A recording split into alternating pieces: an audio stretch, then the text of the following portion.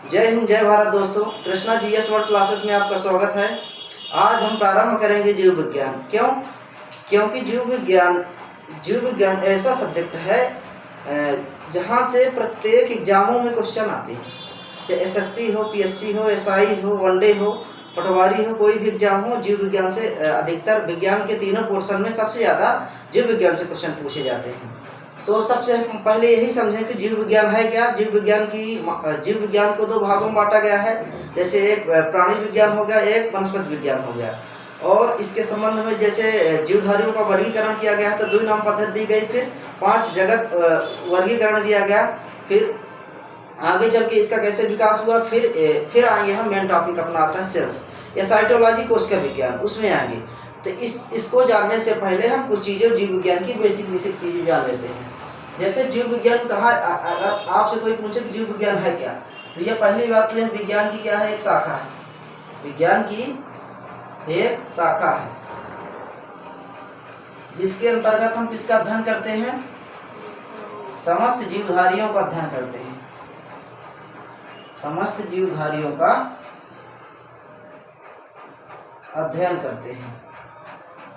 मित्रों, एक चीज समझिएगा कि जीवधारियों के अंतर्गत सिर्फ जंतु नहीं आ जाते, जंतु या प्राणी नहीं आते, बल्कि इसके जीवधारियों में पेड़ पौधे, क्योंकि पेड़ पौधों में भी जीवन होता है, पेड़ पौधे भी आते हैं।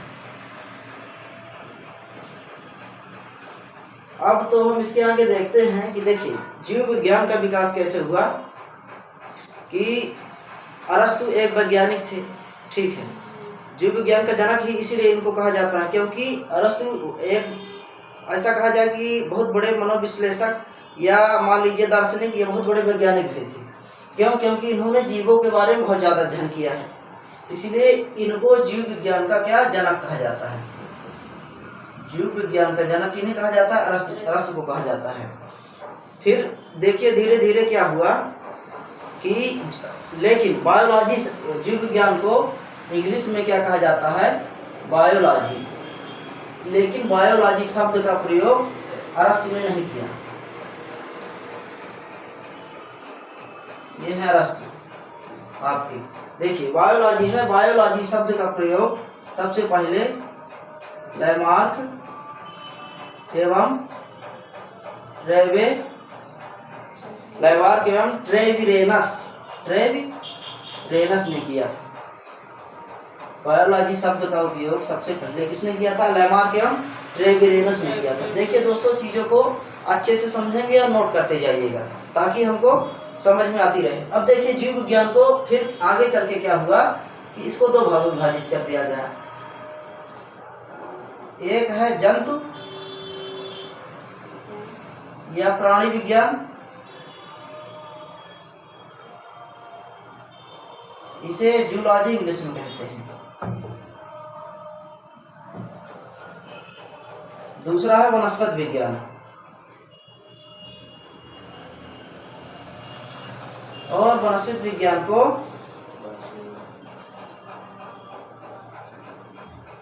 देखिए इसके 2 भाग हो गए। पहला कौन सा हो गया, जंतु विज्ञान जूलॉजी, दूसरा हो गया वनस्पति विज्ञान। और वनस्पति विज्ञान को हम क्या कहते हैं,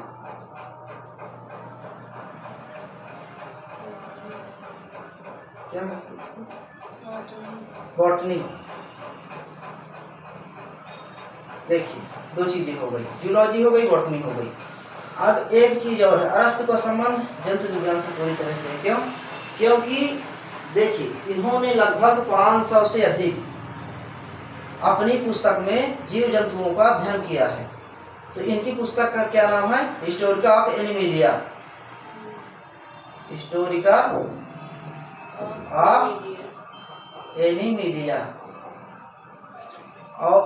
और वनस्पति विज्ञान का जनक किसे कहा जाता है, वनस्पति विज्ञान का जनक थियोफ्रेस्टस को कहा जाता है। थियोफ्रेस्टस।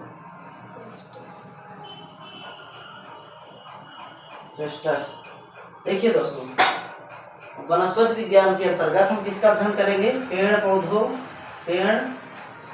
पौधे में जीवन जो होता है, श्वसन होता है, जितनी भी क्रियाएं होती हैं वनस्पति विज्ञान के अंतर्गत अध्ययन करेंगे। और यही जो पूरी चीज़ें जंतु विज्ञान में जैसे सेल्स हो गई, ऑर्गन्स हो गए, जो ऊतक हो गया, ठीक है, श्वसन हो गया, परिसंचरण तंत्र हो गया, मतलब जितनी भी क्रियाएं जीव जंतुओं में होगी वो हम किसके जंतु विज्ञान और जूलॉजी के अंदर अध्ययन करेंगे। अब वनस्पति विज्ञान का जनक किसे कहा जाता है? थियोफ्रास्टस को। क्यों कहा जाता है? इन्होंने भी वनस्पति से संबंधित 500 से अधिक पौधों का अध्ययन किया था और इनकी पुस्तक का नाम है हिस्टोरिका ऑफ प्लांटेनम। देखिए कैसे याद रखना है, इनकी पुस्तक का नाम का हिस्टोरिका ऑफ प्लांटेनम। कैसे?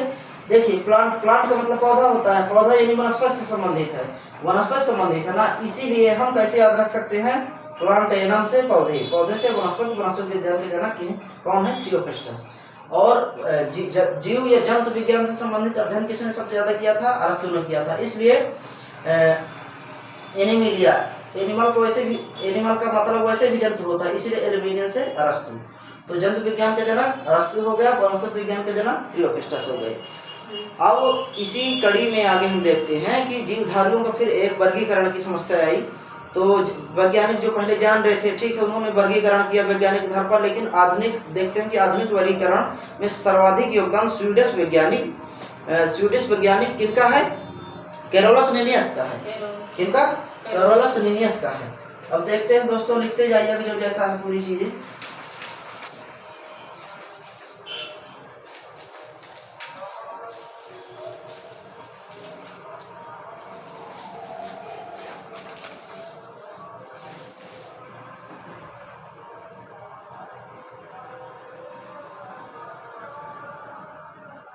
जीवधारियों का वर्गीकरण पहली बार वैज्ञानिक आधार पर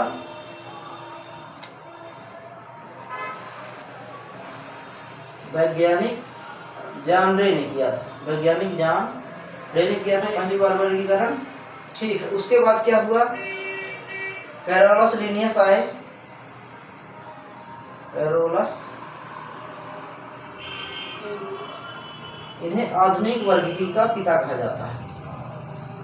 आधुनिक वर्गीकी का पिता, इंग्लिश में कहें तो फादर ऑफ टैक्सोनॉमी।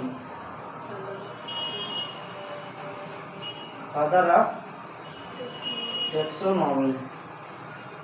समझिएगा मित्रों कि कैरोलस लिनियस जो है, ठीक है, इनकी 4 पुस्तक है, देखेंगे हम। इनकी 4 पुस्तक हैं। इन्होंने आधुनिक जीवों के आधुनिक वर्गीकरण में सर्वाधिक योगदान दिया, इसीलिए इन्हें फादर ऑफ टैक्सोनॉमी कहा जाता है। कैरोलस लिनियस है। इनकी पुस्तक का नाम अक्सर आता है। इनका पुस्तक का क्या नाम है? जैसे सिस्टेमा नेचुरी सबसे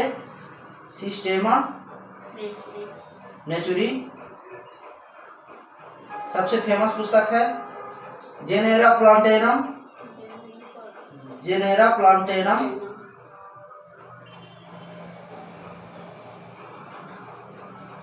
प्लांटेनम और तीसरी पुस्तक का नाम है इसका क्लासेस प्लांटेनम।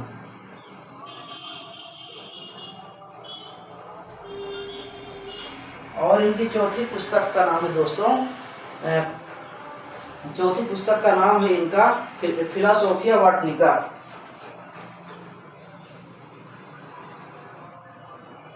फिलोसोफिया बॉटनिका। ये हो गए आधुनिक वर्गीकी का पिता, लेकिन इसके बाद भी प्रोसेस खत्म नहीं हुई। आगे चल के अब वैज्ञानिक एक बीच में आके कूद पड़ते हैं। कौन? आर.एच. व्हिटेकर कहते हैं कि संपूर्ण पादप जगत को 2 भागों में नहीं 5 भागों में बांटना चाहिए। फिर क्या किया इन्होंने? संपूर्ण जीव जगत को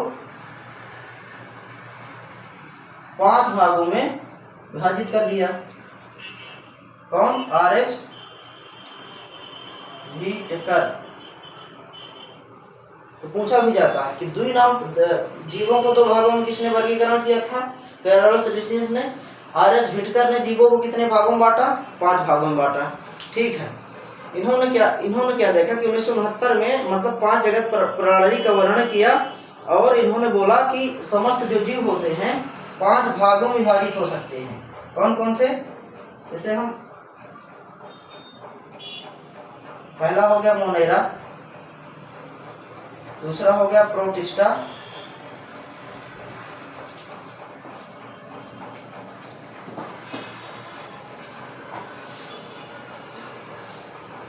पहला हो गया मोनेरा, दूसरा हो गया प्रोटिस्टा, तीसरा हो गया पादप, चौथा हो गया कवक, पांचवा हो गया जंतु या एनिमिलिया, इसे कहा जाता है एनिमिलिया,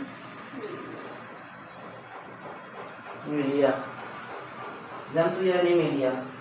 तो देखिए R.H. व्हिटेकर ने संपूर्ण जीव जगत को 5 भागों में बांटा: मोनेरा, प्रोटिस्टा, पादप, कवक, जंतु। ठीक है, मोनेरा को इंग्लिश में मोनेरा ही कहा जाता है, प्रोटिस्टा को प्रोटिस्टा कहा जाता है, पादप को प्लांट कहा जाता है, पादप को जो कहा जाता है प्लांट का प्लांटी कहा जाता है, इसको फंजाई कहा जाता है, फंजाई।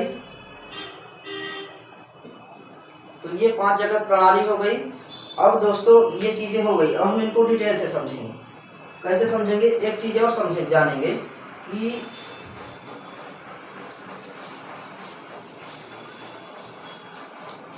चीजों को नोट करते जाइएगा।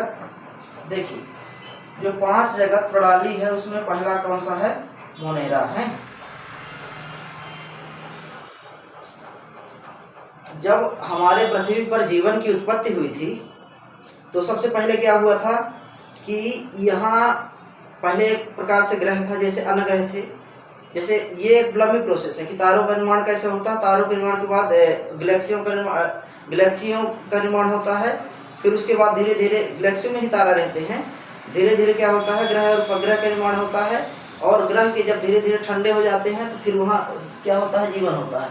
सभी ग्रहों में जीवन नहीं है, लेकिन हमारे पृथ्वी पर क्या होता है कि सबसे पहले ऑक्सीजन हाइड्रोजन और ऑक्सीजन मिलकर के H2O बनाते हैं। और पानी धीरे धीरे क्या होता है, बारिश होती है, महासागरों में पानी भर जाता है। और जो वहाँ धीरे धीरे जीवों का विकास छोटे छोटे होता है, मतलब महासागर के अंदर। और पानी जब वो पानी बारिश होती है तो पेड़ पौधे का विकास होता है। पेड़ पौधे के माध्यम से ऑक्सीजन आती है, और ऑक्सीजन जब विकसित हो जाती है तो जीव आते हैं। और इसी प्रकार से धीरे धीरे इनका विकास का एक क्रम चला जाता है। तो सबसे पहले अगर कहा जाए तो पहले मतलब कि जीव आए। कैसे जीव आए? प्रोकैरियोटिक जीव आए। कैसे? प्रोकैरियोटिक जीव आए, जिनमें अभिसित केंद्रक होता था। ठीक है, तो इसमें मोनेरा क्या है? एक प्रकार से प्रोकैरियोटिक।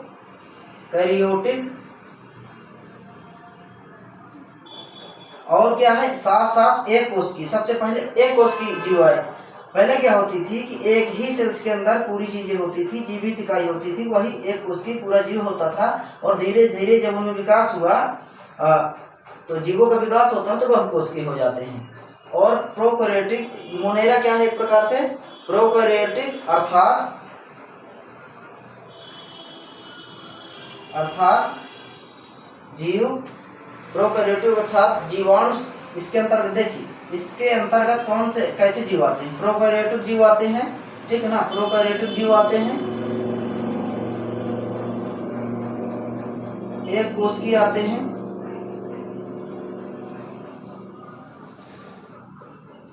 प्रोकैरियोटिक एक कोष की जीव आते हैं। इनमें उदाहरण देख लिया जाए तो साइनोबैक्टीरिया,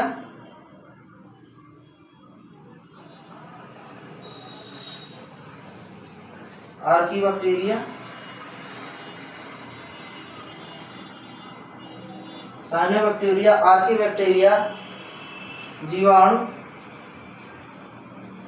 सब इसी जगत के भाग हैं। क्या है? इसी तंतुमय जीवाणु भी इसी जगत के भाग हैं। देखिए मित्रों, समझिएगा बातों को कि मोनेरा के अंतर्गत हम कैसे, सबसे पहले कौन सी सेल्स आई है? प्रोकैरियोटिक सेल्स के बारे में अच्छे से अध्ययन करेंगे। लेकिन अभी हम कैसे जानेंगे? सबसे पहले से प्रोकैरियोटिक, ठीक है, एक कोष की, ठीक, प्रोकैरियोटिक एक कोष की जीव आते हैं इसके अंतर्गत। उदाहरण में देखें तो साइनोबैक्टीरिया, आर्कीबैक्टीरिया तथा तंतुमय जीवाणु इसके भाग हैं। ये कौन सा हो गया? मोनेरा हो गया। अब हम दूसरा भाग देखते हैं। दूसरे में क्या आ जाएगा? प्रोटिस्टा आ जाएगा। चीजों को समझिएगा ध्यान से। तो दूसरा कौन सा हो गया? जीवधारू के वर्गीकरण में जो 5 जगत प्रणाली है उसमें दूसरा हो गया प्रोटिस्टा। प्रोटिस्टा। अब देखिए, अब मोनेरा हो गया, अब प्रोटिस्टा में अब देखिए, इस जगत में किसी भी प्रकार के एक कोशिकी प्रायः जली यूकोरियोटिक। देखिए इसमें क्या होता है कि एक कोशिकी तो जी आएंगी, एक कोशिकी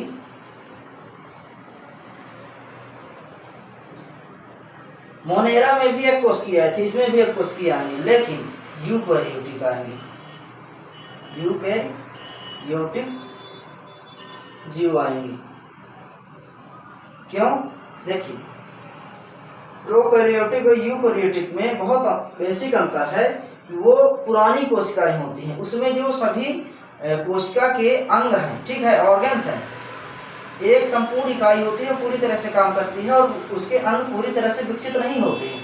जैसे कि उदाहरण के तौर पर देखा जाए तो केंद्रक बिखरा रहता है, जो अंग होते हैं झिल्ली युक्त नहीं होते हैं। यूकैरियोटिक यही विशेषता होती है कि इसके सभी अंग स्वतंत्र होते हैं और अलग अलग कार्य करते हैं, साथ ही इसके पूरे अंग जो होते हैं कोशिकांग विकसित होते हैं यूकैरियोटिक में, और ये विकसित कोशिका होती है। इसमें केंद्रक जो क्या होता है पूरी तरह से विभाजन की क्षमता रखता है और कार्य करता है।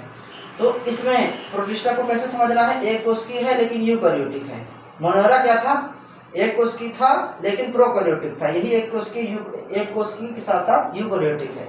अब आगे देखते हैं, इसमें इसका उदाहरण कौन होगा, यूग्लिना।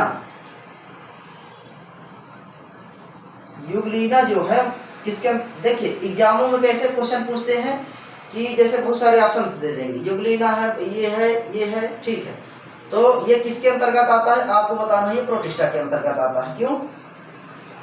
एक चीज और, यूग्लिना पादप और जंतु के बीच की कड़ी माना जाता है, पादप एवं जंतु के बीच की कड़ी माना जाता है। यूग्लिना जो है पादप और जंतु के बीच की क्या है, कड़ी है।